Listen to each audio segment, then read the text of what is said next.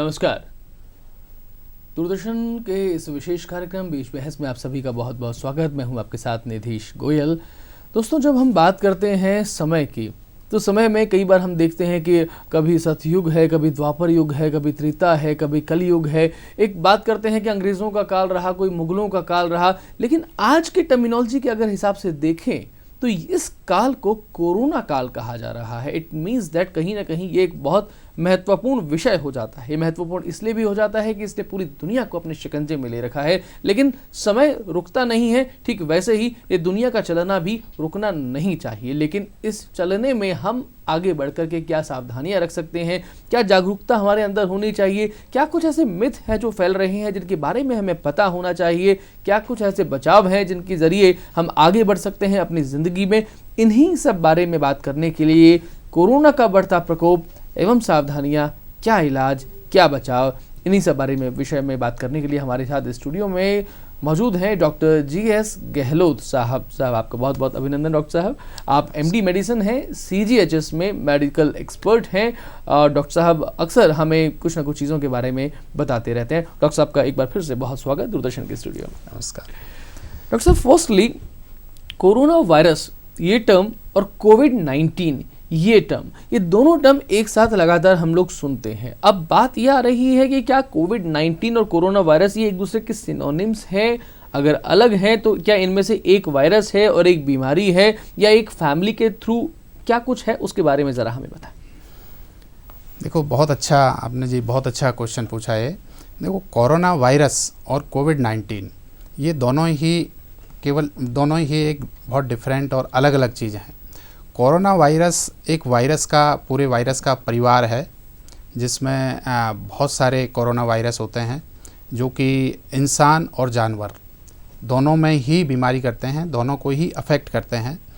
और जो इंसानों में कोरोना वायरस होते हैं ये भी एक कफ कोल्ड से लेकर के और बहुत सीवियर डिजीज़ तक जनरेट करते हैं। जैसे हम कह सकते हैं कि कोरोना वायरस है वो सार्स कह सकते हैं, जो सीवियर एक्यूट रेस्पिरेटरी सिंड्रोम जो कि 2002 और 2003 में स्प्रेड हुआ था जी, वो भी एक कोरोना वायरस था। मर्स जो मिडिल ईस्ट रेस्पिरेटरी सिंड्रोम था जो कि 2013 में आउटब्रेक हुआ था, वो भी एक कोरोना वायरस से हुआ था। इसी तरह से ये जो कोविड-19 है ये भी एक कोरोना वायरस की वैरायटी है जो कि न्यूली डिटेक्ट हुआ जी। कोविड-19 एक ये भी कोरोना वायरस की ही एक टाइप है, एक वैरायटी है, एक उसी फैमिली का, उसी परिवार का एक मेंबर है, जो कोरोना वायरस फैमिली का, उसी फैमिली का एक मेंबर है जी। ये एक हाईली संक्रामक जो बहुत तेज़ी से स्प्रेड करता है और बहुत तेज़ी से स्प्रेड करता है, एक मास कम्युनिटी को स्प्रेड करता है, जो कि न्यूली डिटेक्ट हुआ है, जो कि चाइना के वुहान शहर में दिसंबर 2019 में मीट मार्केट या जो भी है उनकी लैब या जो भी चमगादड़ से इसका जनरेशन मानते हैं, क्योंकि जो कोरोना वायरस है इसके जो जेनेटिक जो इसकी स्ट्रक्चर है वो लगभग सार्स जो सीवियर एक्यूट रेस्पिरेटरी सिंड्रोम है उसके वायरस से लगभग 70% मिलती है। लेकिन जो चमगादड़ वाला वायरस है उससे लगभग इसके 96% इसकी जेनेटिक स्ट्रक्चर मिलती है। इसलिए ऐसा अनुमान और माना जाता है कि ये चमगादड़ से ही निकला हुआ एक वायरस है। कोरोना वायरस है, एक तरह से कह सकते हैं कि एक लैटिन वर्ड है ये जी, जिसका मतलब होता है क्राउन लाइक अपीयरेंस। इसमें आप देखेंगे तो ये 4 पार्ट में डिवाइड रहता है। इसमें जो स्पाइक्स रहते हैं बाहर के, वो एक ग्लाइकोप्रोटीन रहता है, उसके नीचे एक एनवेलप रहता है जो इसको एक शेप देता है, उसके नीचे एक मेम्ब्रेन रहती है, और उसमें अंदर एक जीनोम रहता है। इसका जो मेन पार्ट होता है जो जीनोम रहता है, और बाहर का जो स्पाइक्स रहता है। इसकी लगभग अपन साइज़ देखें तो एक 10 से और 16 माइक्रोमीटर के लगभग होती है। तो जैसे ही कोई पर्सन या कोई भी दूसरा पर्सन किसी के टच में आता है तो ये वायरस अंदर जाता है। अंदर जाके जो इसके स्पाइक्स रहते हैं, इन पर रिसेप्टर्स रहते हैं, एक तरह से जो हमारे रेस्पिरेटरी सिस्टम रहता है, इनमें जो सेल्स रहती हैं ये स्पाइक्स कुछ स्पेसिफिक रिसेप्टर्स रहते हैं जिनको हम बोलते हैं ACE2 रिसेप्टर्स बोलते हैं। ये हमारे रेस्पिरेटरी सिस्टम होता है, इसमें बहुत प्रचुर मात्रा में पाए जाते हैं। और ये वायरस के जो स्पाइक्स होते हैं इसी रिसेप्टर से जो सेल्स पे पाए जाते हैं उससे अटैच होता है, अटैच होके अंदर एंट्री कर जाता है। अंदर एंट्री करके और सेल के अंदर ये बहुत मल्टीप्लिकेशन बहुत फास्टली, बहुत तेज़ी से ग्रोथ बहुत तेजी से ग्रो करता है। इसके ये कह सकते हैं कि एक वायरस हजारों कॉपी बना देता है अंदर सेल के अच्छा।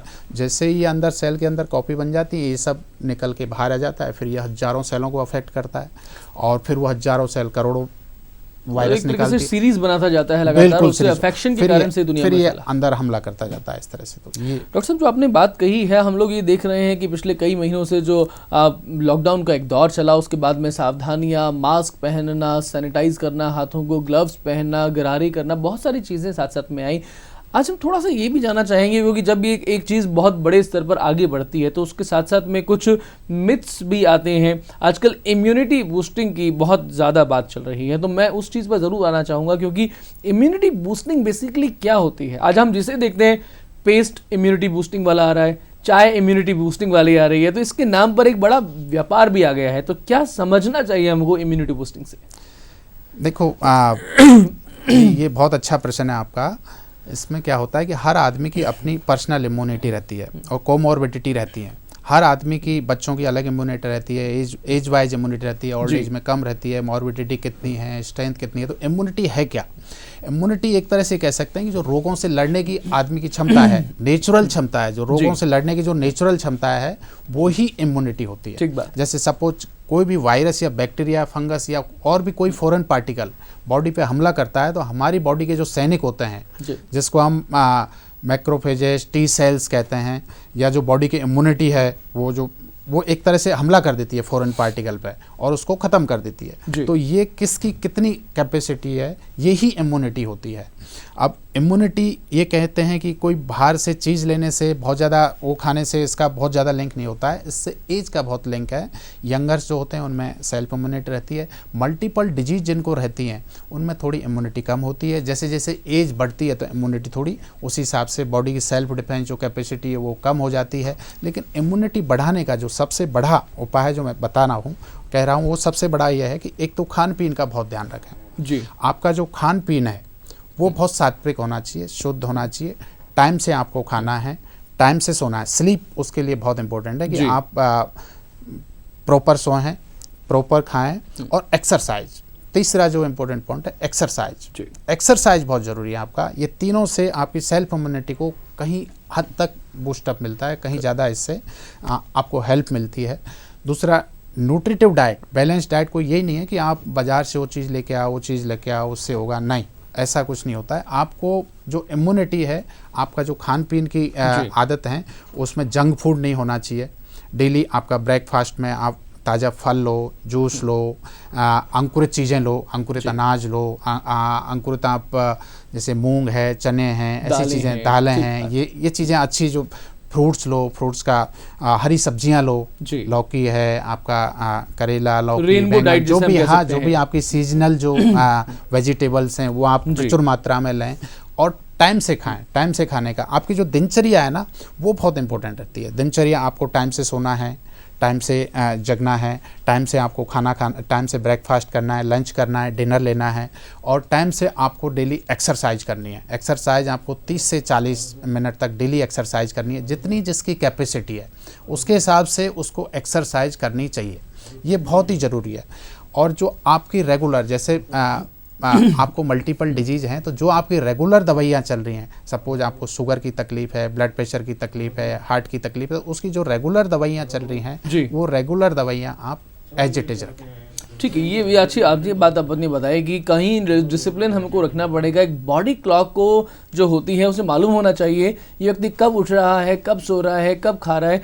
डॉक्टर साहब, आजकल जब वॉक पर जा रहा है आदमी, एक्सरसाइज कर रहा है, गार्डन में घूम रहा है, लेकिन उसको कई बार ये लगता है कि मैं सुबह सुबह घूमने के टाइम पे इट्स गुड कि ऑक्सीजन अच्छा मिल रहा है, लेकिन मास्क पहन करके एक्सरसाइज करना, मास्क पहन के वॉक करना या फिर थोड़ा जॉगिंग करना, ये सही है या फिर ये उतना सही नहीं है जितना लगता है?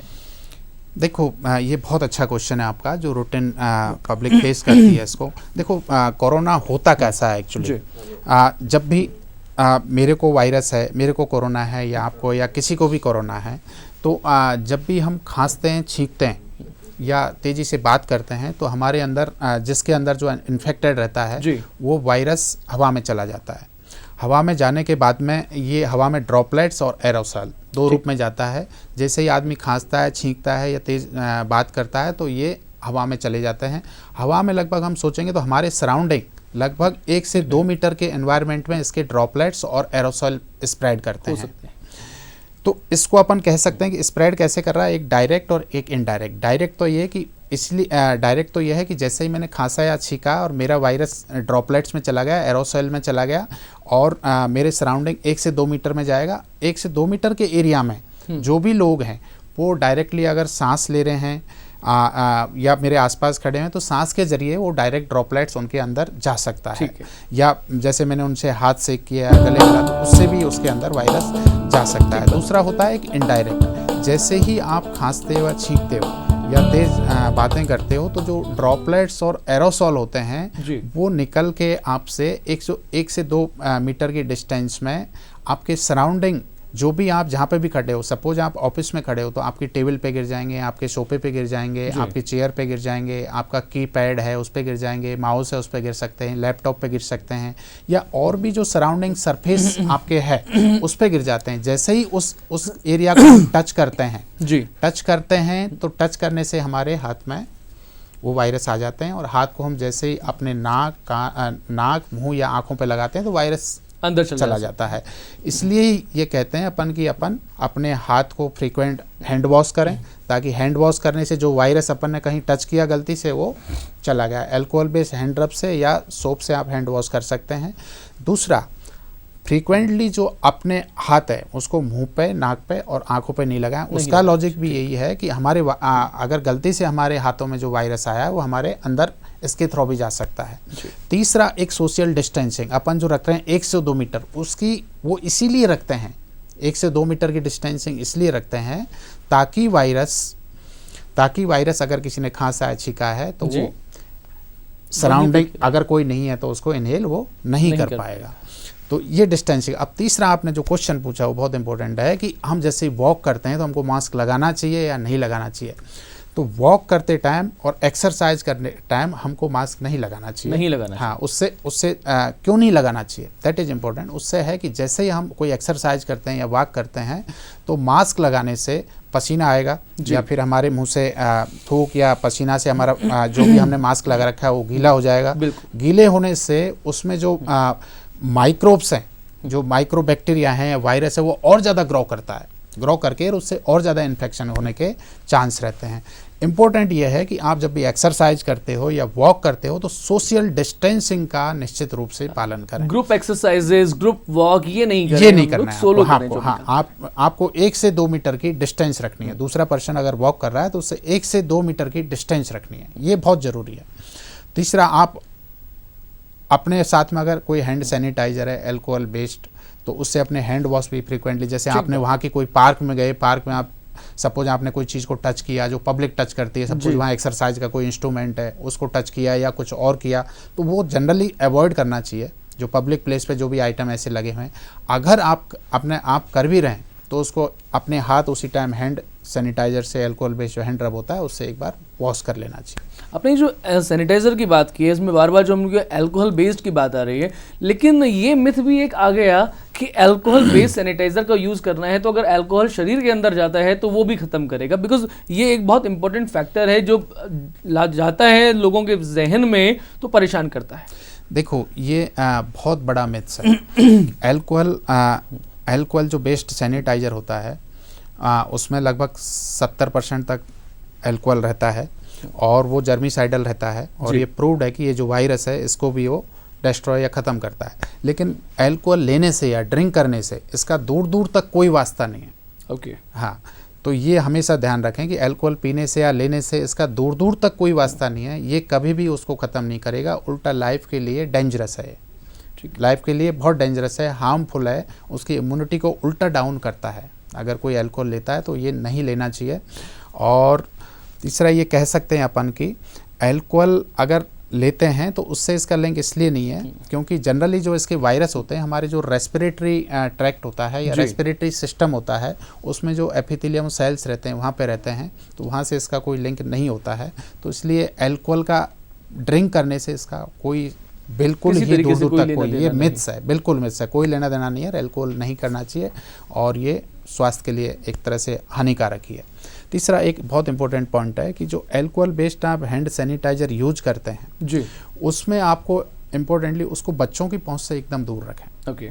या फिर आप जैसे सपोज किचन में कोई काम कर रहा है या कोई भी महिला या आदमी या बच्चे जो भी किचन में काम करता है, क्यों ये ज्वलनशील होता है अल्कोहल। जैसे ही आप इसको लगा के अगर किसी आग के पास में जाएं तो हो सकता है ये आग पकड़ ले। तो इसको हमेशा ध्यान रखें कि आप अल्कोहल बेस्ड हैंड सैनिटाइजर को जब भी किचन में काम करते हैं, आग के पास हैं, तो इसको बिल्कुल यूज नहीं करें। आग की पहुंच से बिल्कुल दूर रखें, बच्चों की पहुंच से बिल्कुल दूर रखें। बच्चों को समझाना होता है कि कैसे लेना है। बच्चों को आप बता सकते हैं कि इसको किस तरह से यूज करते हैं, जैसे कॉइन के बराबर हाथ पे लेके उसको किस तरह से यूज करते हैं, ये बच्चों को आप बता सकते हैं। लेकिन बच्चों की पूछ से दूर रखें क्योंकि इसको कोई इनहेल करने से भी ये टॉक्सिक हो सकता है, जहरीला हो सकता है, जान भी ले सकता है। तो इसलिए इसको जो अल्कोहल बेस्ड हैंड सैनिटाइजर है इसको किसी भी लेवल में आप इनहेल नहीं करें। ठीक। डॉक्टर साहब, कुछ टर्म्स हैं जो भी लेटेस्टली चल रही हैं, लेकिन उनके बीच की डिफरेंसेस को हमें जानना चाहिए। आइसोलेशन की हम बात कर रहे हैं, क्वारंटीन की हम बात कर रहे हैं, फिजिकल डिस्टेंसिंग की हम बात कर रहे हैं। इन तीनों में खासतौर पे क्या कुछ तरीके के अंतर आप देखते हैं? देखो, फिजिकल आइसोलेशन, ये भी बहुत अच्छा आपने क्वेश्चन पूछा। आइसोलेशन एक टर्मिनोलॉजी है। इसमें क्या होता है कि सपोज मुझे आइसोलेशन करना है, तो आइसोलेशन में जिसको आप आइसोलेट कर रहे हैं उसमें लक्षण होना ज़रूरी है।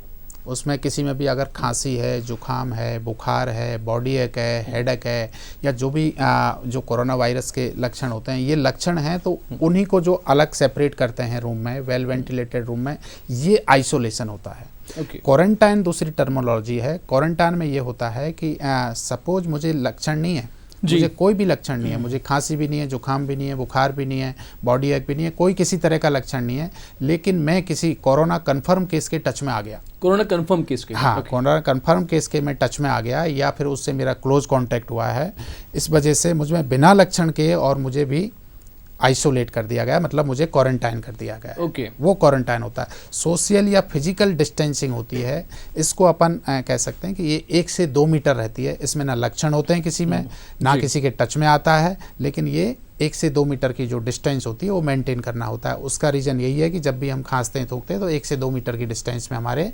वायरस स्प्रेड करते हैं, तो दूसरा उनको इनहेल कर सकता है। डॉक्टर साहब, कई बार अब मौसमों में देखा जाता है, इस समय बारिश का मौसम चल रहा है, थोड़े दिनों में सर्दी का मौसम आएगा। सामान्य लोगों को अगर गत वर्षों में भी देखें, कभी किसी को थोड़ी बहुत खांसी होती है, कुछ कफ होता है, तो कैसे ये पता लगे कि ये कफ सामान्य नहीं है, ये खांसी सामान्य नहीं है, ये हल्का फुल्का जो आपको कभी कभार सर्दी जुकाम खांसी बुखार हुआ है, ये सामान्य नहीं है? तो बिकॉज अब डर हो गया है कि किसी को खांसी हो रही है, कहीं तुमको कोरोना तो नहीं है, तो इससे कैसे बचें? देखो, जब भी किसी में कोई भी लक्षण आता है इस तरह से, किसी को खांसी है, जुखाम है, बुखार है, सिर दर्द है, बदन दर्द है, शरीर पे चकत्ते निकल रहे हैं, या आंखें लाल हो रही हैं, या आपके छाती में दर्द है, छाती में एक प्रेशर फील हो रहा है, या आपको सांस लेने में तकलीफ़ है, तो ऐसी कंडीशन में आपके फिजिशियन से आपको कंसल्ट करना बहुत ज़रूरी है। फिजिशियन बहुत सारी चीज़ें होती हैं, उनको देख के, लक्षणों को देख के कि वो कहीं कॉन्टैक्ट में तो नहीं आया है किसी के, और दूसरा वो कहीं ट्रैवलिंग तो नहीं किया है, कांटेक्ट में तो नहीं आया है, वो ऑफिस तो नहीं जाता है, उसकी जो लाइफ स्टाइल वो कैसी है, वो पहले घर में ही था या नहीं था, ये सारी चीज़ें देख के फिर डिसाइड करते हैं कि इनको जांच करानी चाहिए या नहीं करानी चाहिए। अगर किसी में भी लक्षण आ रहे हैं, किसी में भी थोड़े से भी लक्षण आ रहे हैं, तो उस आदमी को सेल्फ आइसोलेशन करना बहुत ज़रूरी है। ठीक है, ये एक इम्पोर्टेंट फैक्टर है। ताकि जो घर में दूसरे लोग हैं, आपके साथ में जो बुजुर्ग रहते हैं और परिवार के जो दूसरे मेंबर रहते हैं, उनको स्प्रेड नहीं करे। आप बाहर कम्युनिटी में जाते हो तो वहाँ पे भी वो स्प्रेड नहीं करे, चाहे वो सामान्य खांसी बुखार हो। डेफिनेटली, ये मतलब ये समझ में आ गया हमको कि सामान्य खांसी बुखार अगर होता है तो फर्स्टली फिजिशियन से हमें कांटेक्ट में रखना है और एटलीस्ट दायरे में रहना है, सेल्फ आइसोलेशन में रहना है। डॉक्टर साहब, ये एक बहुत इंपॉर्टेंट फैक्टर है अभी का, जो एक मैं महत्वपूर्ण सवाल भी इसको अपनी तरफ से कह सकता हूँ कि असिम्प्टोमेटिक आज ये देखने में आ रहा है कि कोई व्यक्ति की कोरोना रिपोर्ट अगर उसने चेक कराया, मान लीजिए वो किसी बैंक में काम करता है या कहीं और है, किसी एक व्यक्ति को कोरोना पॉजिटिव आता है, कंफर्म केस होता है, 2-4 और भी लोग आते हैं, तो वो भी किसी को सिम्टम्स नहीं है, लेकिन 3 व्यक्तियों की रिपोर्ट कोरोना पॉजिटिव है। अब उस व्यक्ति के साथ में कैसा ट्रीटमेंट होगा, फैमिली के साथ में कैसा ट्रीटमेंट होगा, सोसाइटी को क्या चीज़, काउंसलिंग और क्या कुछ ध्यान रखना चाहिए? देखो साहब, ये भी बहुत अच्छा आपने जो क्वेश्चन किया है, इसमें आपको ध्यान रखना चाहिए कि अपन को ये ध्यान रखना चाहिए कि जो भी लगभग 85 to 90% लोगों में एसिम्प्टोमेटिक होता है या माइल्ड लक्षण होते हैं, जिनका काफ़ी बार अपन को मालूम भी नहीं लगता है।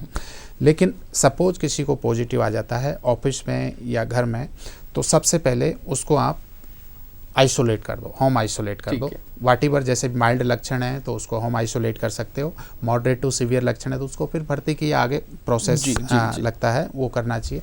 लेकिन उसके टच में जो आए हैं उसका बहुत ज़रूर ध्यान रखना पड़ता है कि ये क्लोज कॉन्टैक्ट हुआ है या फिर बहुत ही क्लोज कॉन्टैक्ट नहीं हुआ है। सपोज क्लोज कॉन्टैक्ट ये कह सकते हैं कि सपोज कोई कोरोना पॉजिटिव पेशेंट है, वो दूसरे के टच में 15 मिनट से ज़्यादा आया हो, लगभग 1 से 2 मीटर की कम डिस्टेंस में उसके साथ में रहा हो, 1 से 2 मीटर की कम डिस्टेंस में उसके साथ में रहा हो, दोनों ने ही या एक ने कोई मास्क नहीं पहन रखा हो और मोर देन 15 मिनट उसके टच में रहा हो, तो ये क्लोज कॉन्टैक्ट की एक डेफिनेशन होती है कि वो उसके क्लोज कॉन्टैक्ट में रहा है। तो जो लोग उसके क्लोज कॉन्टैक्ट में रहें उनको आप होम क्वारंटाइन कर सकते हैं। 3 to 5 डेज के लिए होम क्वारंटाइन करते हैं। 3 to 5 डेज में उनमें सपोज कोई भी लक्षण आता है, खांसी, जुकाम, बुखार, सिर दर्द, बदन दर्द, लूज मोशन, चकते या आंखों में कोई छाले या सांस में कोई तकलीफ, इस तरह का कोई भी लक्षण आता है तो 3 to 5 डेज के पीरियड में उनको एक बार जांच करा देनी चाहिए। बाकी लोग जो क्लोज कांटेक्ट में उनके नहीं आए हैं, जो उनसे काफ़ी दूर रहे हैं, उनके कोई तो उनको जांच अनयूजुअली कराने की कोई ज़रूरत नहीं होती है और डरने की भी कोई ज़रूरत बिल्कुल नहीं होती। डॉक्टर, असिम्प्टोमेटिक व्यक्ति की कोरोना पॉजिटिव रिपोर्ट आना ये किस कारण से आती है? देखो, कोरोना वायरस में अपन कह सकते हैं कि जो एसिम्प्टोमेटिक, ये लगभग 85 to 90% लोग होते हैं वो एसिम्प्टोमेटिक ही होते हैं, उनमें कोई लक्षण होता ही नहीं है। ये तो अपनी डेफिनेशन पे ही उसमें यह है कि इसमें लक्षण होते ही नहीं है। वायरस होते हुए भी लक्षण नहीं आते, उसका रीज़न है कि आपकी इम्यूनिटी अच्छी है। वायरस का आपके अंदर जो आपकी बॉडी की इम्यूनिटी है, उसने वायरस का जो हमला किया, वायरस ने उसको डेड कर दिया, उसको फिनिश कर दिया, लक्षण नहीं आने दिए उसमें, और तो इस वजह से आप में लक्षण नहीं आए हैं। तो इसको एसिम्प्टोमेटिक किसी को है तो उसको होम आइसोलेट, वही अगर किसी एसिम्प्टोमेटिक पेशेंट है उसका कोविड-19 पॉजिटिव आ गया है तो उसको 14 डेज होम आइसोलेट करना बहुत ज़रूरी है। क्योंकि अगर वो एसिम्प्टोमेटिक ऑफिस में रहेगा या बाहर जाएगा, पब्लिक के क्राउड स्पेस में जाएगा, तो वो फिर दूसरे लोगों को स्प्रेड करेगा, जो कि जिनको मल्टीपल कोमॉर्बिडिटी होती हैं। कम्युनिटी में एक्चुअली स्प्रेड ऐसे ही करता है कि कोई एसिम्प्टोमेटिक है और वो सोचता है कि उसको तो कोई लक्षण ही नहीं है, कोई परेशानी नहीं है, वो बाहर भी जा सकता है या कहीं जा सकता है। नहीं, बिल्कुल नहीं जाना चाहिए।